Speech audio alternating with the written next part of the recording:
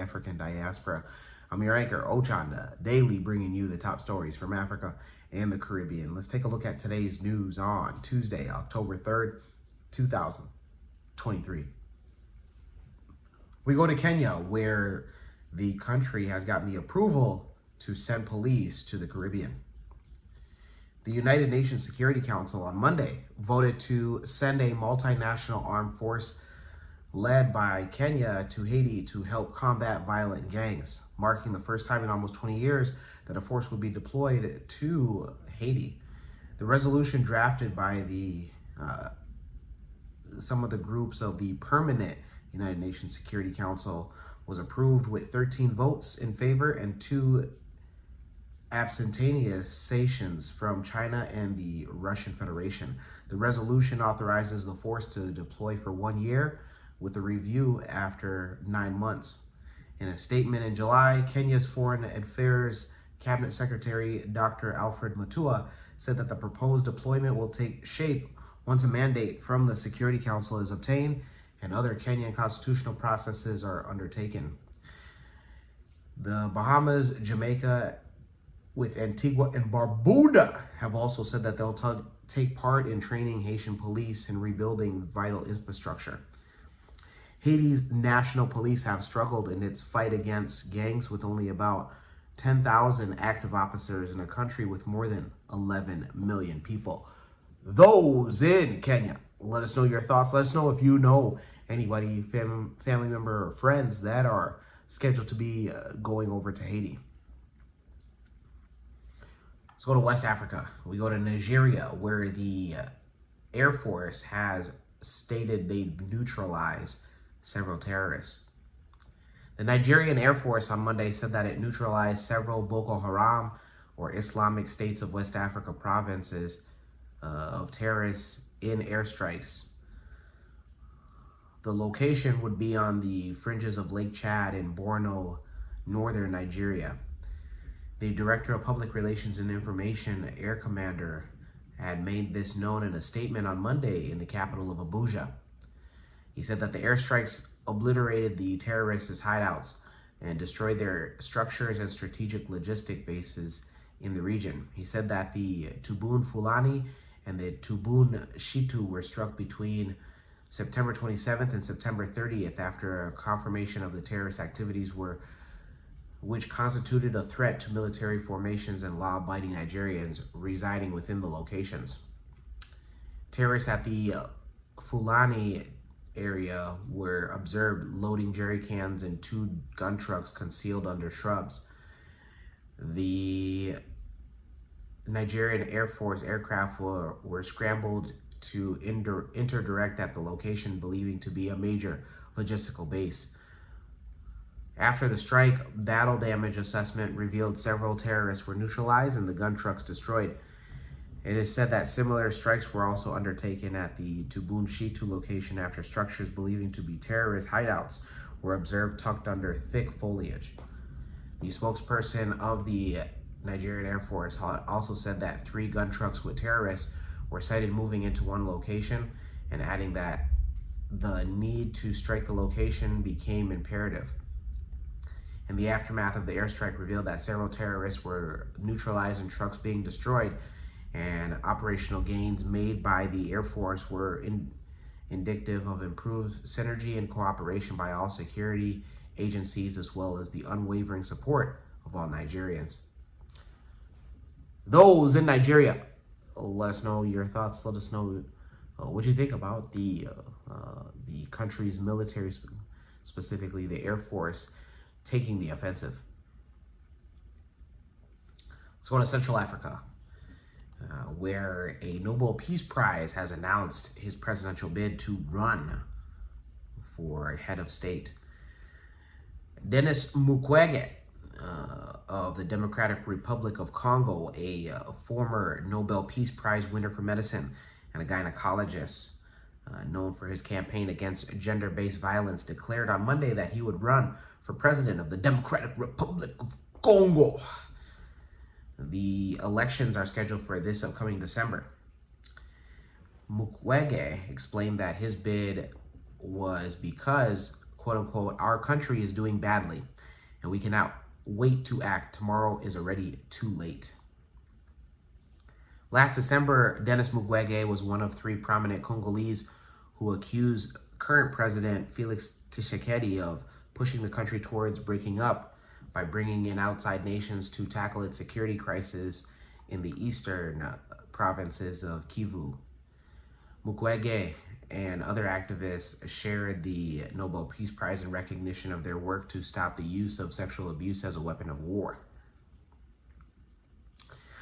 Mukwege has several accolades under his belt. He established the Panzi Hospital and the foundation in Bukavu in the eastern DRC back in 1999. The hospital specializes in treating victims of sexual assault, and Mukwege recently said that the war on women's bodies has continued apace and even spread to include children.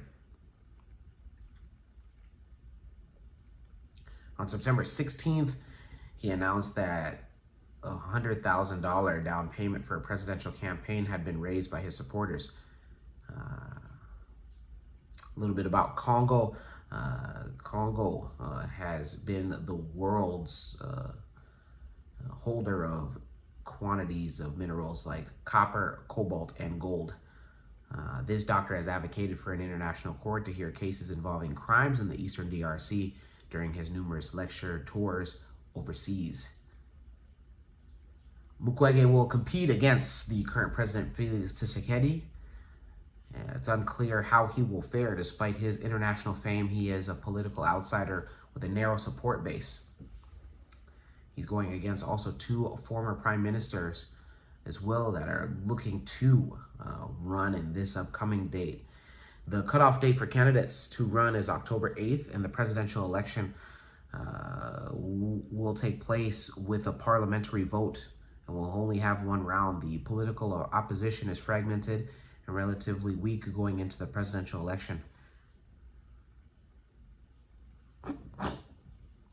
At the United Nations General Assembly recently, Felix Tshisekedi has said that he has requested his government to move quickly to ensure the withdrawal of the entire United Nations peacekeeping mission in the country that will begin at the end of the year. He was speaking in haste, stating that the earlier date of December of 2024 must be moved to the end of this year.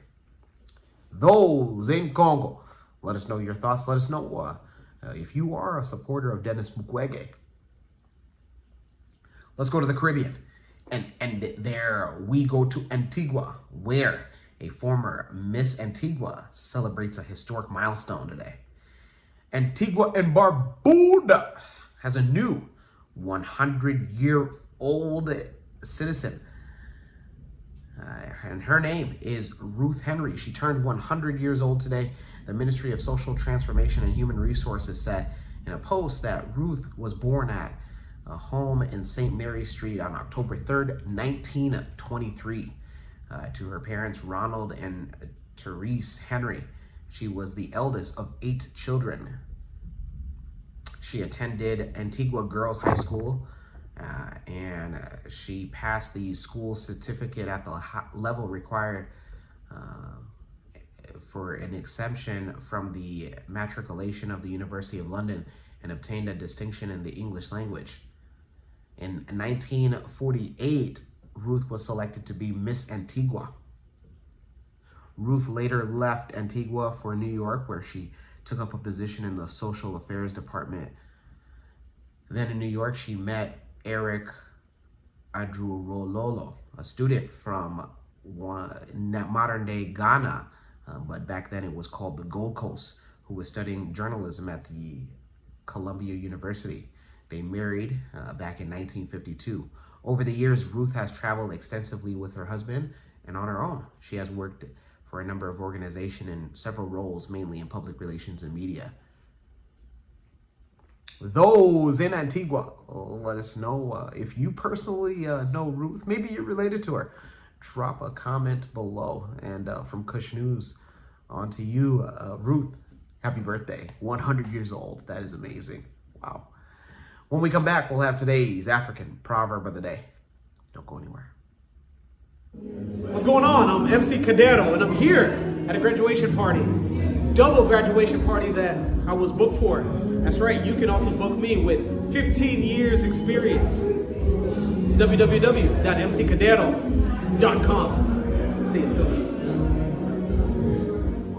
Welcome back. Let's take a look at today's African proverb of the day, and it comes to us from Mauritius. Oh, Mauritania?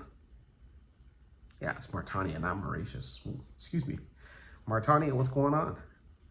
I actually have yet to find or meet anybody from Mauritania. And hopefully I'm pronouncing this right as well. But I've never actually met anybody from this country, and so it'd be interesting. Looking forward to that day meeting anybody from this. And this is West or North Africa?